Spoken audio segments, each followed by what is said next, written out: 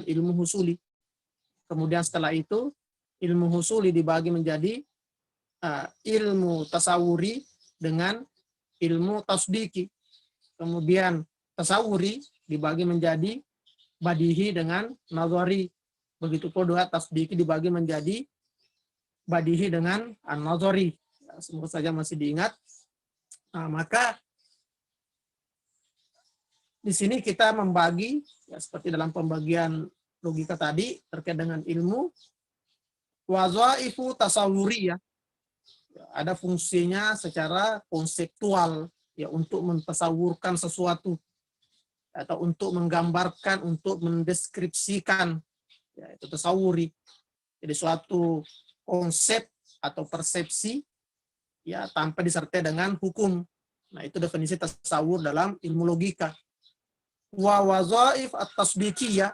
Nah, begitu dengan tugas-tugas secara tasdikiyah. Tasdikiyah, tasdik itu bisa diartikan verifikasi, bisa juga diartikan dengan justifikasi.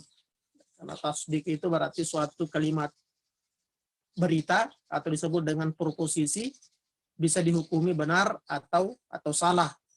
Makanya disebut juga dengan justifikasi. Ya, yang mana proposisi juga ini harus memiliki alasan, pasti memiliki alasan. Maka disebut juga dengan verifikasi, untuk memverifikasi, untuk memberikan alasan.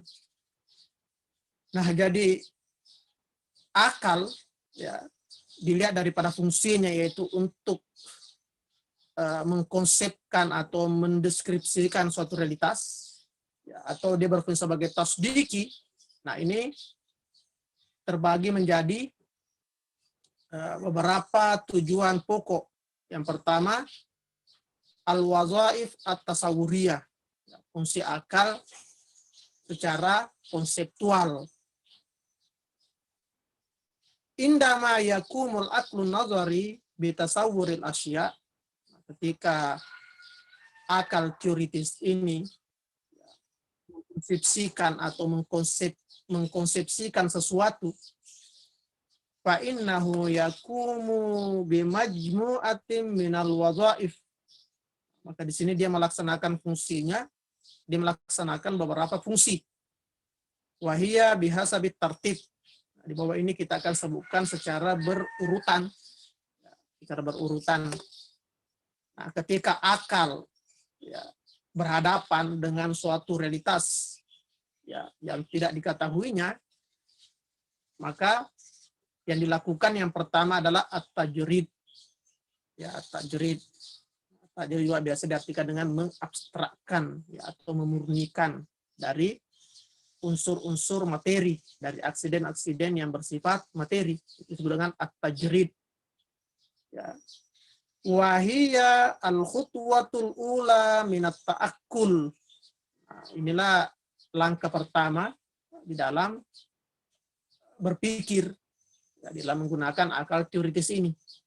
Ya, langkah pertama di saat akal berhadapan dengan suatu realitas, ingin mengkonsepsikan, ingin menggambarkan, ingin mendeskripsikan sesuatu, maka langkah pertama yang dilakukan adalah mentajrid, mengabstrakkan realitas tersebut. Wa tashtamilu, ya, wa tatamatsalu. Ya, kita besarkan dulu biar kelihatan.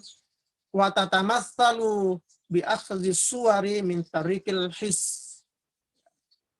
Nah, pertama dia mengambil, ya, gambar, ya, mengambil konsep dengan perantara al-his, dengan perantara panca indera. Misalkan di hadapannya ada buku. Yang pertama kali di saat dia mengindra buku tersebut, nah muncul gambaran. Kemudian gambar tersebut tersimpan di dalam memori. Ya, tersimpan di dalam memori. Nah, bisa tersimpan dalam memori nanti, nah, kemudian datanglah akal mengabstrakkan gambar tersebut dari sifat-sifat, unsur-unsur atau aksiden-aksiden yang bersifat materi. Itu namanya istilah abstrak. Ya. Jadi pertama kali ada realitas, kemudian manusia mengindra, ya, melihat realitas tersebut, ya, dengan indera penglihatannya. Kemudian realitas tersebut memiliki gambar, ya, memiliki konsep di dalam, ya, di dalam diri, di dalam jiwa yang disebut dengan daya khayal. Ya, daya khayal itu adalah tempat menyimpan, ya, gambar-gambar yang didapatkan melalui panca indera. Wa tajriduha anil awaridillati tusyakhisuha wa taj'aluha muta'allikan lil isyaratil hissiyah. Nah, kemudian gambar yang terdapat dalam gambar tersebut, nah ini diabstrakkan, ya, atau dimurnikan, dibersihkan dari al-awarid. Ya, al-awarid dalam logika berarti disebut dengan aksiden atau sifat-sifat. Apakah sifat-sifat khusus atau sifat-sifat umum, aksiden khusus atau aksiden umum. Allati tusyakhisuha, yang menyebabkannya dia menjadi mutasakhis. Ya, mutasakhis, apa yang dimaksud dengan mutasakhis? Wa taj'alha muta'allikan lil isyaratil hissiyah. Nah, ini bisa kita jadikan sebagai penjelasan daripada at-tasakhus. Ya, salah satu indikasi tasakhus itu, ya, dapat ditunjuk dengan secara hissi. Ya, dapat kita katakan ini buku, ya, bisa ditunjuk. Muta'allikan lil isyaratil hissiyah, bisa dilihat langsung. Ya, qabila lil isyarah, dapat ditunjuk hadza kitab, kitab ini atau kitab itu. Ya, karena kalau di dalam pikiran, di dalam akal, kitabun, nah itu bersifat umum abstrak. Ya, berbeda kita katakan kitabun dengan kitab ini. Kalau kitab ini berarti sudah mutasakhis, ya, sudah tertentu. Nah, yang mutasakhis itu berarti dia bersifat parsial, tidak bersifat umum, tidak bersifat universal. Ya, sedangkan akal itu adalah alat untuk mendeteksi realitas yang bersifat universal. Nah, maka caranya adalah tadi dengan cara mengabstrakkan, ya, bagaimana supaya menjadi universal. Nah, jadi dia menghilangkan unsur-unsur atau aksidennya yang membuatnya menjadi mutasakhis di luar. Ya. Wahiyal awarid al-maddiyah az-zamaniyah wal makaniyah. Ya, aksiden apa yang menyebabkan sesuatu menjadi parsial dapat ditunjuk secara hissi, yaitu al-awarid al-maddiyah. Ya, sifat-sifat yang bersifat materi. Ya, apakah itu dari bersifat zamaniyah, waktu, wal makaniyah, atau terikat dengan tempat, ruang, dan waktu. Dan itu adalah esensi daripada materi, yaitu terikat dengan ruang dan waktu. Nah, maka akal dia harus membersihkan dulu. Ya, dia harus mengabstrakkan dulu dari unsur-unsur materi. Dalam hal ini ruang dan waktu. Kan yang disebut dengan materi adalah suatu realitas yang terikat oleh ruang dan waktu, sehingga itu dapat diberi isyarat secara hissiyah. Meskipun sebenarnya materi itu tidak dapat diindra, tapi hanya bisa di akal, ya, hanya bisa dipikirkan, tidak terlihat oleh materi yang seperti kita pernah jelaskan kemarin. Jadi yang kita lihat daripada materi itu adalah aksiden daripada materi, yaitu warna, ya, bentuk, itu yang bisa dilihat. Ya, sedangkan materi sendiri itu tidak dapat dilihat oleh panca indera. Akal menyimpulkan bahwa adanya warna itu menunjukkan bahwa ada materi, karena tidak mungkin ada warna tanpa adanya materi. Litahsulu, ya, suratan kulliyatan, ya, untuk mendapatkan gambaran, ya, konsep secara universal, ya, tusamma bisaksil makul, disebut dengan asaksil makul. Ya, jadi diabstrakkan dulu sehingga dia menjadi universal, ya, dia sudah menjadi bentuk yang, nah, kita istilahkan bentuk lagi, meminjam istilah saja, secara universal.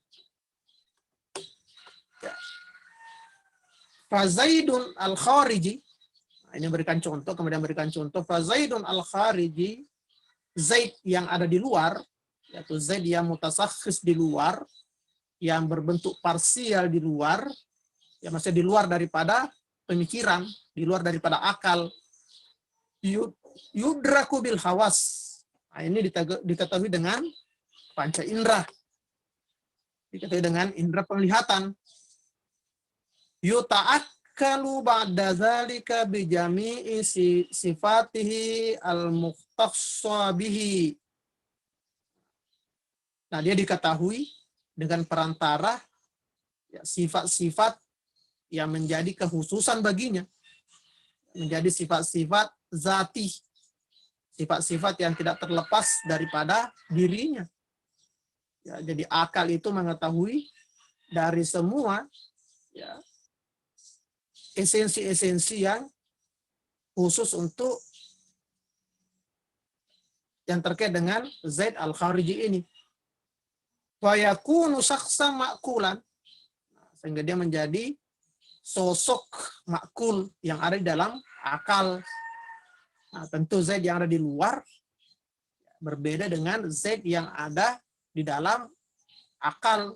Ya, Zaid yang ada di luar itu ya, masih memiliki warna, ya, memiliki bentuk tinggi atau pendek. Tapi Zaid yang ada dalam pikiran, di dalam akal, nah tentu terlepas daripada sifat-sifat tersebut. Fayakunu syakhsan ma'kulan wa huwa syakhsun. Ya, dikatakan syakhs, dikatakan sosok. Kenapa? Li'annahu yahtawi ala jami'i sifat ad-dakhiliyah fi hawiyati as-syakhsiyah. Karena di dalam Zaid yang ma'kul ini, Zaid yang dalam pemahaman ini, masih dikatakan sosok karena dia memiliki sifat-sifat, ya, memiliki esensi-esensi, ya, sifat ad-dakhiliyah, ya, atau disebut dengan esensi zat-zat fi hawiyati as-syakhsiyah. Ya, di dalam dirinya, maksudnya memiliki esensi yang tidak terpisahkan daripada dirinya. Misalkan berpikir itu tidak terpisahkan daripada Zaid. Wa huwa ma'kulun. Nah, ini disebut dengan ma'kul, ya, diketahui oleh akal. Nanti diketahui oleh akal itu kalau sudah diabstrakkan dari sifat-sifat materi. Nah, kalau masih terkait dengan materi, ya, atau terikat dengan ruang dan waktu, nah maka itu belum dapat dianalisa oleh akal. Itu hanya dapat ditangkap oleh panca indera, oleh daya hayal. Li'anna hadhihi sifat kada ukilat mujarradatan anil kharij. Ya, karena sifat-sifat ini, maksudnya sifat-sifat yang tidak terlepas daripada sosok Zaid ini, yang kita berikan contoh adalah berpikir, ya, pemikir misalkan, kad ukilat mujarratan il kharij, itu diketahui oleh akal terlepas daripada Zaid yang ada di luar. Jadi akal itu dia tidak langsung mengetahui Zaid yang ada di luar, tetapi akal mengetahui Zaid yang ada di luar setelah diabstrakkan. Ya, jadi pertama tadi Zaid di luar, dilihat oleh panca indera, kemudian disimpan dalam memori, kemudian di memori itu gambar Z itu diabstrakkan. Nah, setelah menjadi abstrak, nah itu baru menjadi sesuatu yang sifatnya makul.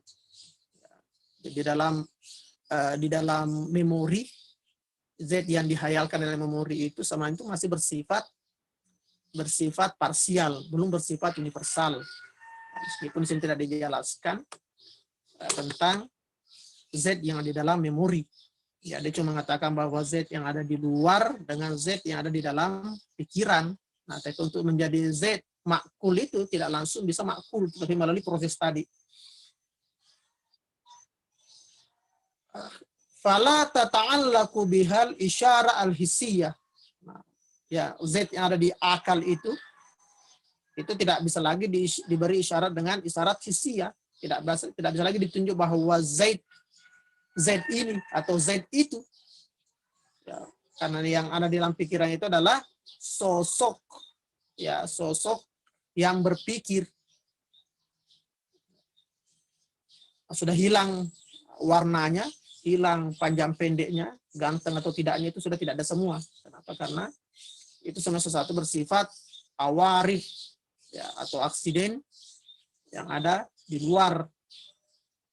Wa kullu syai'in idza qutiya anil kharij.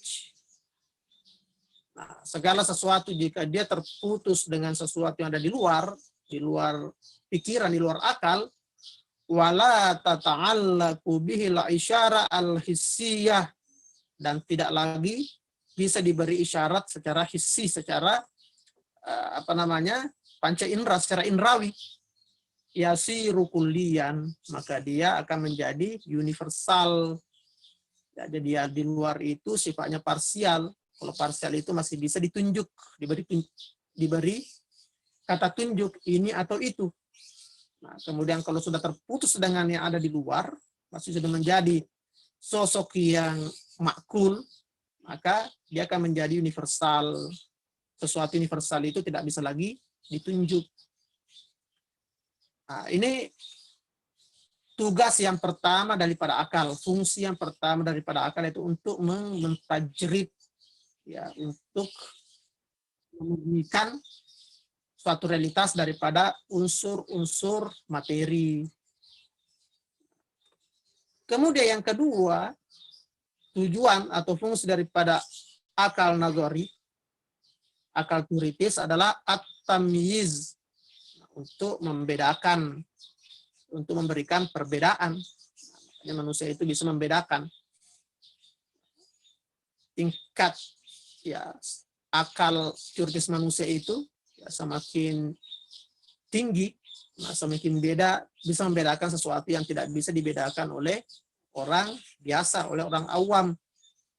Misalkan orang yang memahami betul namanya ilmu kimia, maka dia bisa membedakan komponen-komponen yang terdapat di dalam air.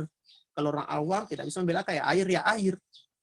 Tapi orang yang paham betul ilmu kimia, nah, dia bisa membedakan bahwa air itu memiliki komponen oksigen dengan hidrogen. Ya, dokter yang hebat itu, nah, dia bisa membedakan antara satu penyakit dengan penyakit yang lain. Kalau tidak bisa bedakan antara demam berdarah dengan tipes, nah, itu menunjukkan bahwa dokternya ini belum ahli. Nah, semakin ahli dokter itu, semakin dia bisa membedakan. Ya, kenapa? Karena antara satu penyakit dengan penyakit yang lain, terkadang ya, gejala-gejalanya itu ada kemiripan, ya, ada kesamaan. Nah, di sini Anda perlukan dengan keahlian. Nah, makanya di sini fungsinya akal, ya, untuk bisa membedakan. Ya, sebagai pembeda. Bada ayyujarridal aklu as-suratal mahsusata wa yaj'aluha suratan ma'kulatan.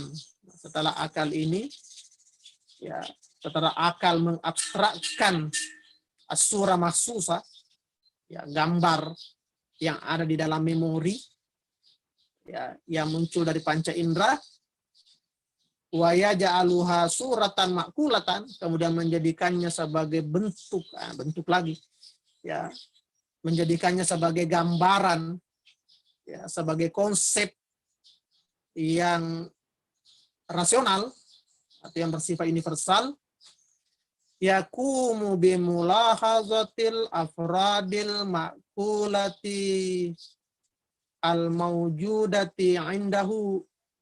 Setelah tadi menjadi gambar yang rasional, yang universal, nah, maka akal di sini memulai mengamati, ya, mengamati gambaran-gambaran yang terdapat di dalam akal tersebut. Ya, bukan mengamati yang ada di luar, tetapi dia mengamati yang sudah menjadi sosok yang makul. Wal muqayasatu bainahuma, dan membandingkan antara satu dengan yang lain. Wa yatakarraru hadhil mulahadzatu bidar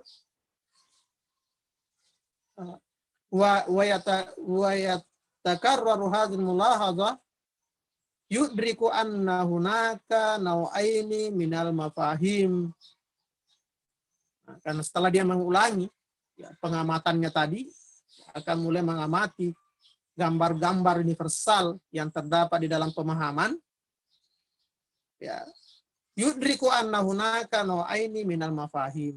Nah, akal bisa membedakan bahwa ada dua mafhum, ya, ada dua mafhum atau ada dua makna yang universal, ya, di dalam dari gambar-gambar tersebut. Ya, maksudnya akal itu dia menjadikannya makna yang universal. Ya, kalau tadi gambaran itu, kalau gambar, nah itu masih terkait dengan apa yang diketahui oleh panca indera. Begitu pula juga apa yang terdapat dalam memori. Nah, kita masih katakan sebagai bentuk gambaran. Nah, tapi kalau sudah sampai kepada akal, ya itu kita sudah bisa katakan sebagai konteks atau sudah berbentuk makna. Ya, bukan lagi berbentuk gambar. Ya, kalau gambar itu kan masih memiliki dimensi. Tapi kalau sudah berbentuk makna, berarti dia sudah tidak berdimensi materi lagi.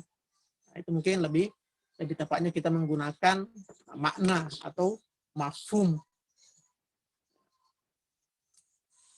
Ini sebenarnya kita terjebak dalam istilah-istilah. Saya menggunakan sering mengulang-ulangi atau mengganti istilah yang digunakan, nah, supaya bisa dipahami. Ya, kita tidak ingin terperangkap di dalam sempitnya istilah.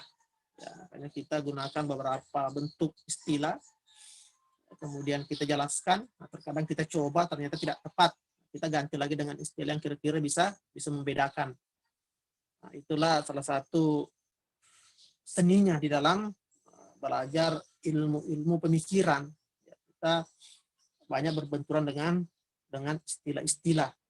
Jadi saya rasa bukan hanya dalam epistemologi saja, dalam logika saja, dalam filsafat saja, tetapi di dalam ilmu-ilmu yang lain pun juga dia akan pasti berhadapan dengan berbagai macam istilah-istilah.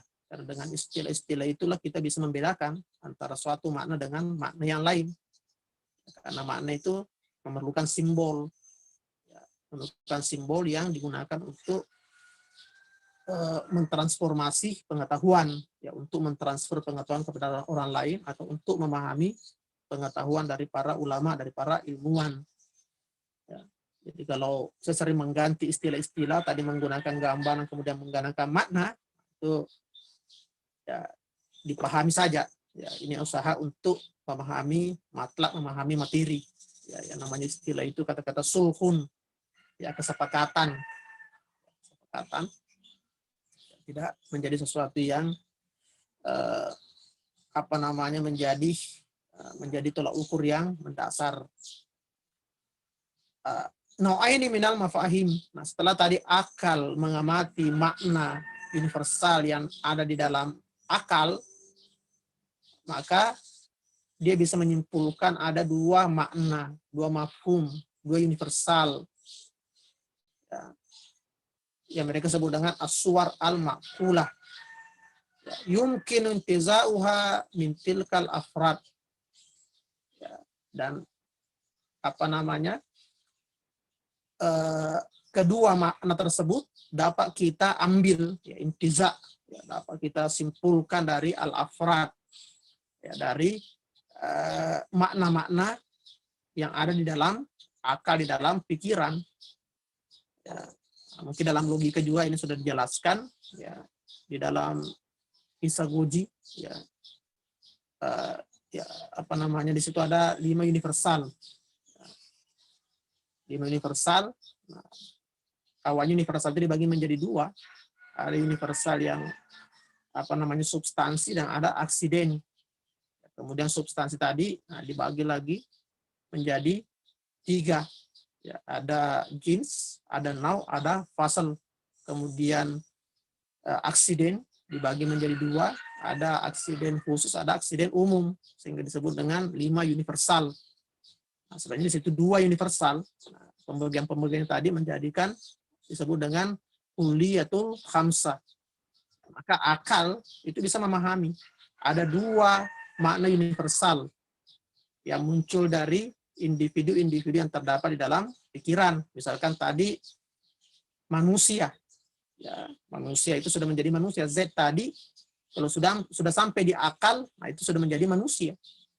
Ya, sudah menjadi manusia. Jadi manusia itu hanya ada di dalam akal.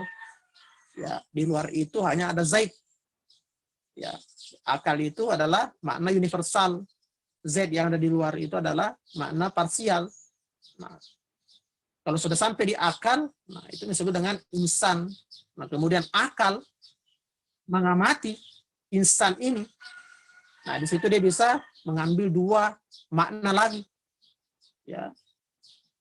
Sesuatu yang tidak terlepas daripada manusia ini, ya, atau sifat khusus daripada manusia ini, itu akal yang memberikan hukum, yang menentukan. Nah, kemudian an-naul awal ma tashtariku fihi jami'ul afrad. Ya, yang pertama di sini yaitu mencakup semua afrad. Ya, mencakup semua afrad, wala yasihu salbuha anha. Ya, mana di situ tidak bisa terpisahkan dari afrad-afrad ini. Ya, afrad-afrad yang ada di dalam akal, di dalam pemahaman. Wa na'utsani min mafahim huwa ma takhtalifu min fardin li akhar. Ya, kemudian yang kedua adalah makna-makna atau mafhum-mafhum yang berbeda antara satu individu dengan individu yang lain. Wa yumkinu salbuha anil afrad. Nah, ini dapat dipisahkan daripada individu-individu tersebut. Ya. Nah, misalkan sifat atau awarid atau makna, ya, makna menulis, makna penulis. Ya, makna penulis tadi di dalam diri manusia, manusia itu, ya, secara akal mengamati yang namanya manusia. Nah, ada hal-hal di dalam diri manusia tidak terpisahkan daripada manusia, seperti pemikir, seperti dia sebagai hewan, ya, atau bergerak dengan irada, itu tidak bisa dipisahkan daripada yang namanya manusia. Tapi ada juga sesuatu yang bersifat, ya, bukan esensial. Misalkan penulis, manusia penulis, manusia pembaca. Nah, itu bisa dipisahkan dari manusia. Ya, bisa kita katakan bahwa manusia bukan penulis. Ya, manusia bukan pembaca. Nah, tapi kalau pemikir, nah itu tidak bisa dipisahkan dari manusia. Nah, ini yang dimasukkan di sini adalah ada sesuatu yang bersifat zati, esensial. Nah, ada sesuatu yang bersifat al-awarid. Wa hadzal mafahim hiya ma yusamma bil a'rad al-gharibah. Nah, ini disebut dengan aksiden yang al-gharibah. Ya, bisa terpisahkan, ya, daripada hakikat yang ada di dalam pemahaman, maknanya dalam pemahaman. Wa indama yanzurul aqlu linnau'il awwal min tilkal mafahim, ya, binazratin fahisatin. Nah, ketika akal, ya, dia melihat jenis yang pertama tadi dari makna-makna yang ada di dalam pemahaman, ya, kita beri contoh manusia misalkan.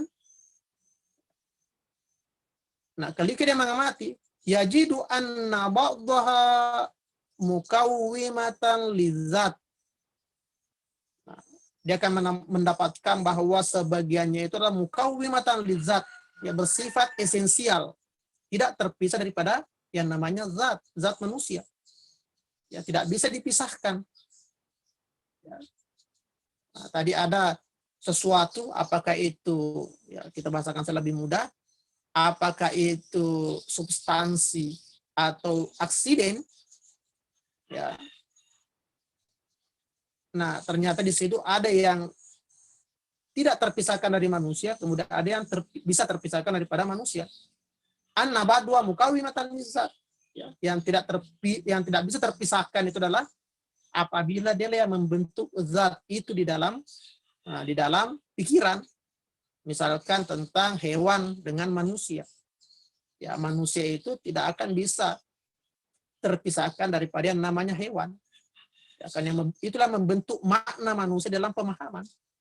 Ya, berpikir, ya pemikir juga itu adalah merupakan ya zat yang mukawwimah, ya sesuatu yang membentuk ya adanya hakikat yang bernama manusia di dalam akal, jadi tidak bisa dipisahkan. Fala yumkinu tahaqququ zat illa biha, yang mana zat atau manusia ini tidak akan dapat terrealisasi, tidak mungkin dapat ada di dalam akal tanpa adanya ya hal-hal yang mukawimah tadi, yaitu hewan dan berpikir. Kama la yumkinu tasawwuru zat illa ba'da tasawwuriha. Kita tidak mungkin bisa memahami, mengetahui zat atau manusia illa ba'da tasawwuriha, kecuali setelah kita mengetahuinya. Ya, kecuali setelah kita mengkonsepsikannya. Fahiya mutaqaddimatun ala zat fit taqarruri wat tasawwur. Nah, dia itu mendahului ya hakikat, ya zat ini kita pikir hakikat, contohnya manusia, fit taqarrur wat tasawwur, ya untuk keberadaannya di dalam pikiran, ya atau terkonsepsikannya. Nah, itu tidak harus ada dan mendahului daripada manusia itu sendiri. Maksudnya manusia yang ada dalam pemahaman, ya bukan manusia sebagai sosok yang ada di luar, yang mengatakan bahwa ya, yang diciptakan itu adalah hewan dulu, baru berpikir, baru menciptakan manusia. Itu ini terciptanya di dalam pikiran, di dalam akal. Kalau realitas luarnya ya itu berbeda lagi. Nah, ini terbentuknya manusia di dalam akal, ya bukan terbentuknya manusia di alam dunia. Ya. Fahiyya mutaqaddimatu ala zat. Nah, ini menceritakan tentang bagaimana terbentuknya manusia di dalam akal.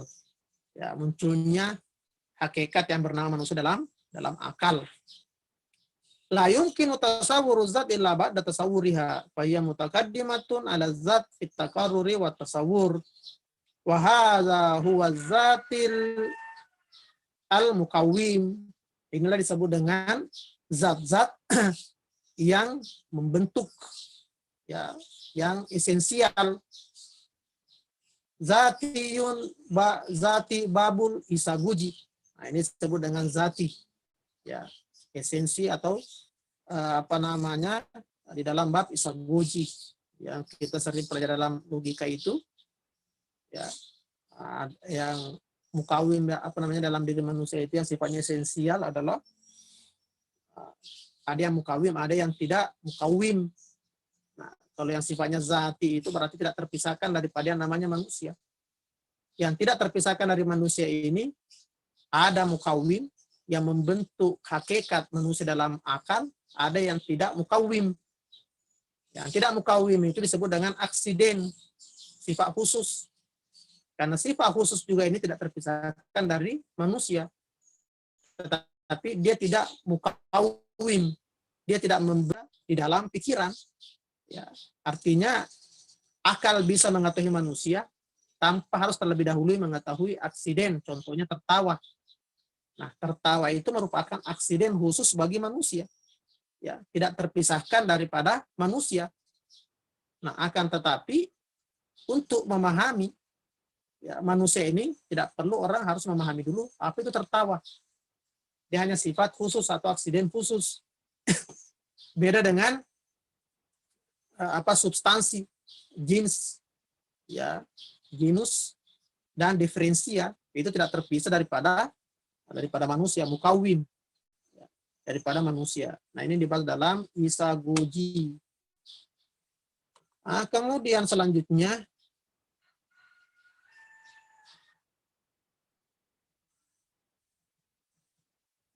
wa minha ma yalhaqu zat ba'da tamamiha. Nah, kemudian ada juga yang dia terkait dengan zat, ya, terkait dengan manusia ba'da tamamiha, setelah keberadaan manusia itu di dalam akal.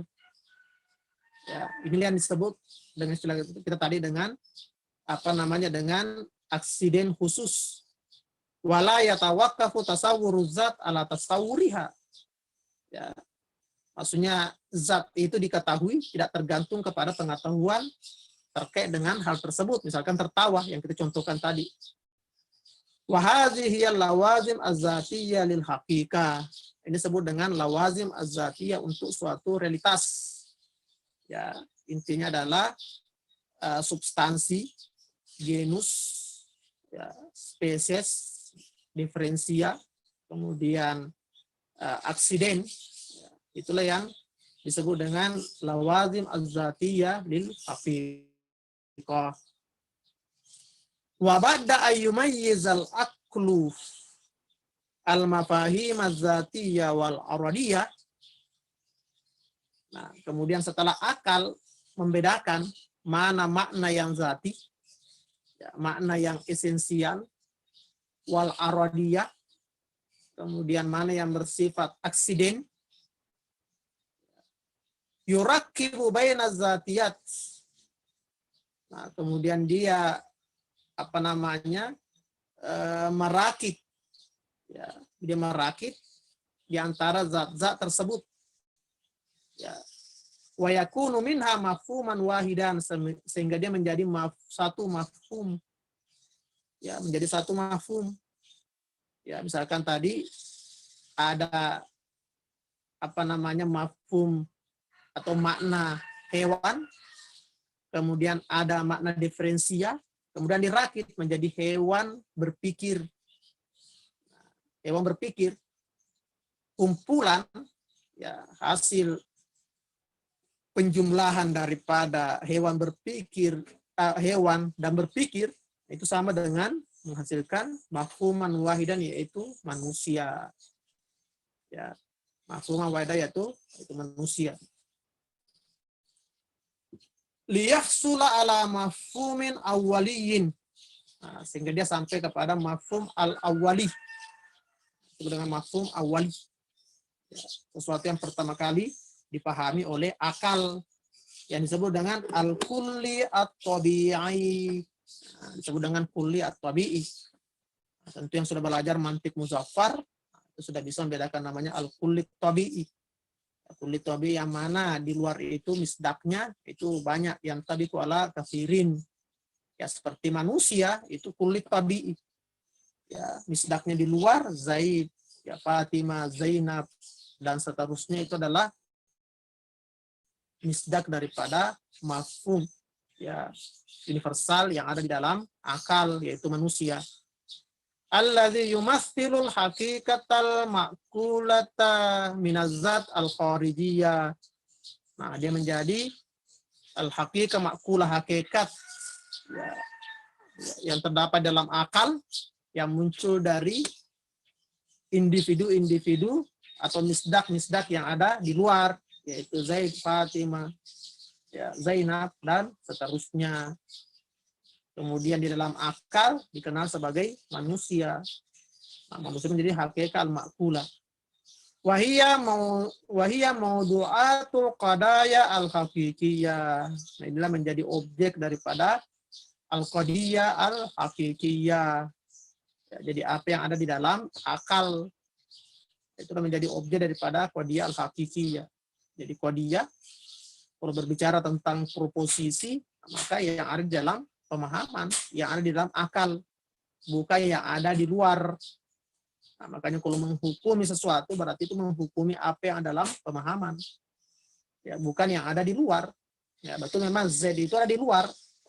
Tapi setelah kita memberikan justifikasi, misalkan al-insanu nau'un, ya, manusia adalah spesies. Nah, sifat spesies itu adalah sifat manusia yang ada dalam pikiran, bukan manusia yang ada di luar, bukan Z yang ada di luar.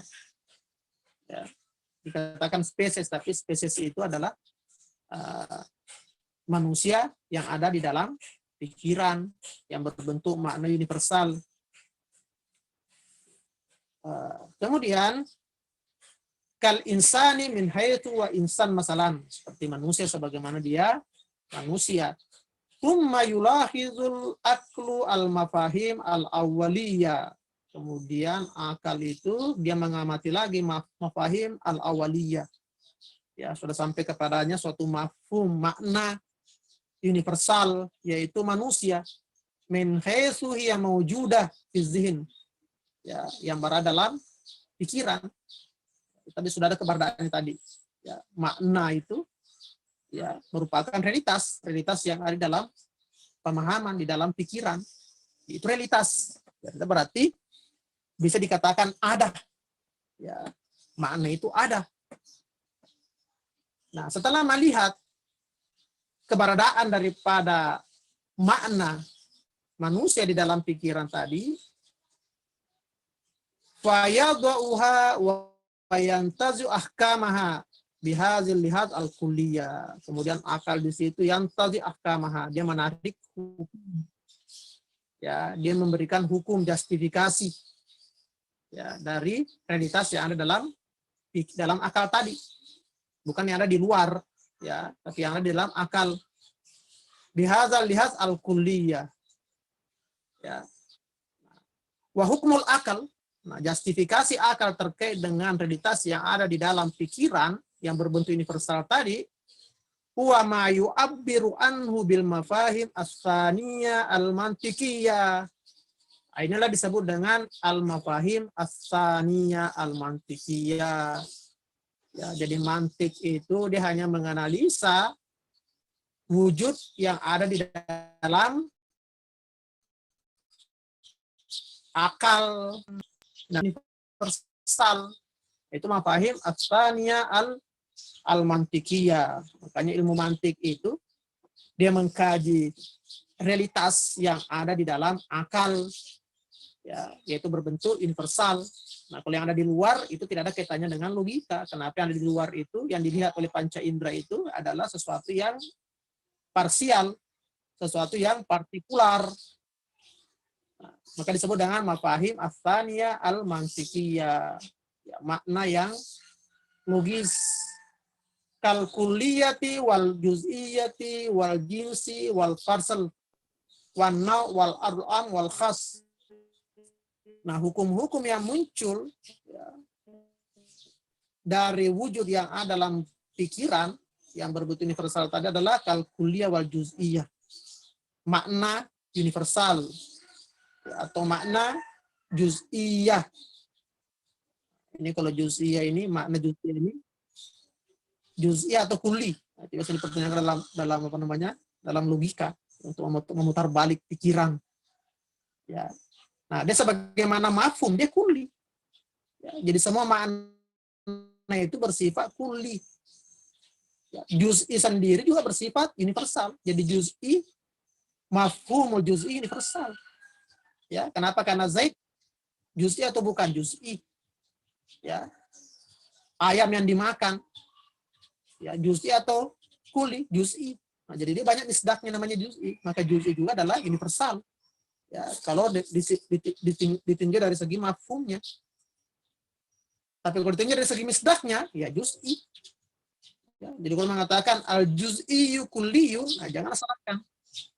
Karena bisa jadi yang dimasukkan apa namanya kulli di juz'i di situ adalah mafhumnya. Kalau mafhum juz'i ya kulli memang. Nah, juz'iyun, al-juz'iyyu juz'iyun. Nah, benar. Kalau yang dimasukkan dalam misdaknya. Jadi kita lihat dulu. Wa qiyasa bainahuma. Nah, dan dia membandingkan antara keduanya. Ya, jadi istilah jins, fasal, ya, genus, bahwa manusia spesies, nau, diferensia, aksiden umum, aksiden khusus. Nah, itu namanya hukum-hukum akal, ya, di saat melihat realitas yang ada di dalam akal, di dalam pemahaman. Imma iza lahaza bima hiya mawjuda fil kharij. Nah, adapun kalau dia mengamati, ya, kemudian mengaitkan dengan keberadaannya di luar, wa qiyasa bainahuma, dengan membandingkan antara keduanya, ya, antara ada dalam akal dengan apa yang di luar daripada akal, wa nusiba ba'duha li ba'din, Ya, kemudian dikaitkan antara satu dengan yang lainnya. Ya, fa innahu hina izin yang tazi'u minha ahkaman liwujudiha. Nah, maka di situ dia akan mendapatkan hukum terkait dengan keberadaannya, eksistensinya. Wallati tusamma bil mafahim ats-tsaniyah al-falsafiyah. Itu disebut dengan al-mafhum antara mafhum mantiki dengan mafhum al-falsafi.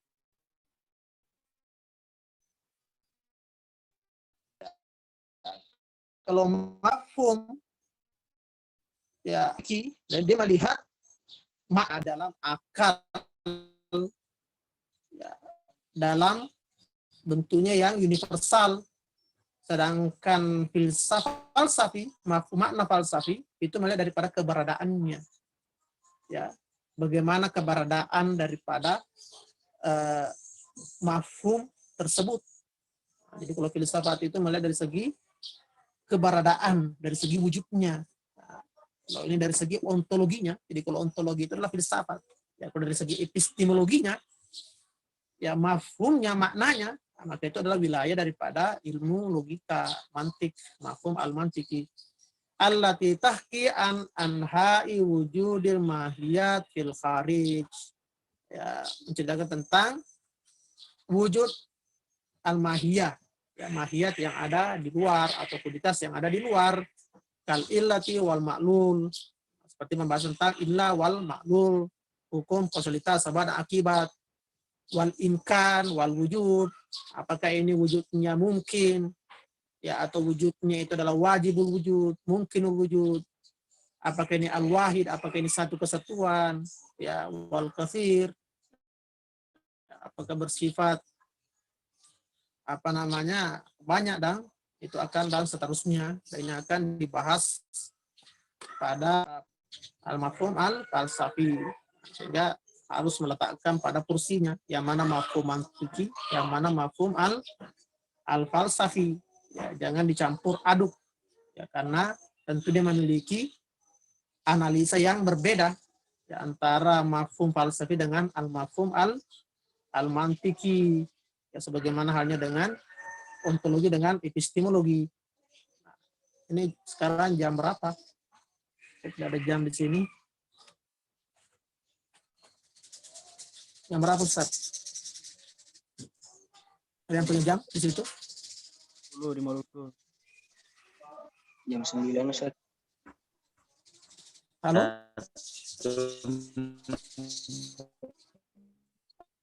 Iya? Selesai waktunya.